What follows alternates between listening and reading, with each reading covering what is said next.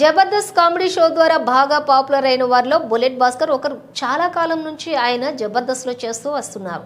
తాజాగా ఆయన ఒక యూట్యూబ్ ఛానల్కి ఇచ్చినటువంటి ఇంటర్వ్యూలో మాట్లాడారు. జబర్దస్త్కి నన్ను ముందుగా పరిచయం చేసింది రాకెట్ రాఘవ.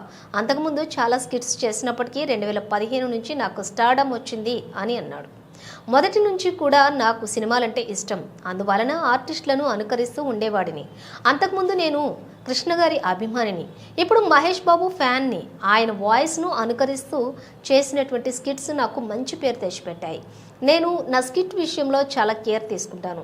ఒకసారి స్కిట్ కోసం గుండు కూడా చేయించుకున్నాను అని అన్నాడు.